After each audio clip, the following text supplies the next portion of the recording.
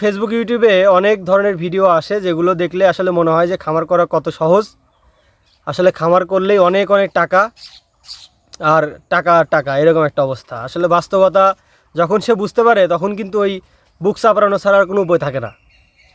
মানে খামার সেক্টরে আসতে গেলে আপনার কিছু কিছু বিষয়ে মানসিক প্রস্তুতি নিয়ে আসতে হবে। সেটা হলো, আজকে সামান্য একটা উদাহরণ দেই।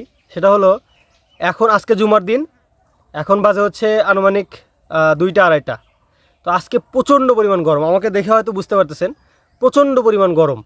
কিন্তু এই গরমের ভিতরে আমার কাজ করতে আসতে হচ্ছে, এই যে ঘাস কাটতে আসছি, কারণ আমি একজন খামারি। যত রোদ ঝড় বৃষ্টি যাই থাকুক না কেন, আপনার গরু কিন্তু খাবেই। আর আপনার কিন্তু ওই চাকরি কিংবা টাকা আছে কি না এগুলো কিন্তু দেখার বিষয় নাই। গরু খাবেই, গরুকে খাওয়াতেই হবে। এখন সেটা আপনি কীভাবে খাওয়াবেন সেটা আপনার ব্যাপার। গরু ছাগল যেটাই পালেন সবার জন্যই প্রযোজ্য। এগুলো কিন্তু না খেয়ে থাকবে না, ঠিক আছে?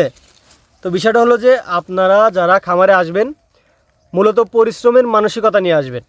এখন এই যে এই রোদের ভিতরে আমি কাজ করতেছি, অলরেডি একবার গোসল করছি, আবার কিন্তু আমার করতে হবে।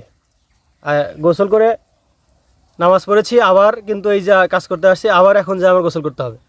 তো বিষয়টা হলো যে পরিশ্রম ছাড়া আসলে এই সেক্টরে আপনি কিছু করতে পারবেন না। দ্বিতীয়ত ধৈর্য, এটা অনেক লং টাইমের প্রসেস। একদিন দুই দিন না যে আপনি চাকরি করতেছেন 1 মাস পরের বেতন পাবেন এরকম বিষয়। তো যারা চাকরি ছেড়ে দিয়ে আসলে খামার করতে যাচ্ছেন তারা একটু চিন্তা ভাবনা করে আসবেন। এটা কিন্তু একদিন দুদিনের বিষয় না। ওই যাদের ভিডিও দেখেন তারা কিন্তু একদিন দুই দিনে এই পর্যায়ে আসে নাই। ফেসবুক ইউটিউবে আমরা যাদের ভিডিও দেখি এরা আসলে একদিন দুই দিনে এই পর্যায়ে আসে নাই। ওদেরও ওই ব্যাক স্টোরি অনেক লম্বা, প্রায় 2-3 বছরের ব্যাক স্টোরি। 2-3 বছর, 5 বছর, 10 বছর কষ্ট করার পরে এই পর্যায়ে ফেসবুকে ইস্টাবলিশড, ইউটিউবেও তারা ফেমাস, আবার পাশাপাশি খামার জীবনেও তারা ফেমাস।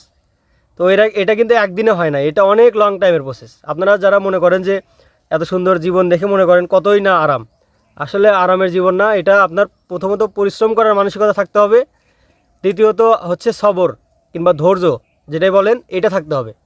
ধৈর্য না থাকলে আপনি এই সেক্টরে টিকে থাকতে পারবেন না। দ্বিতীয়ত পরিশ্রম করার মানসিকতা না থাকলে এই সেক্টরে টিকে থাকতে পারবেন না। সবাই ভালো থাকবেন। আসসালামু আলাইকুম রহমতুল্লাহ।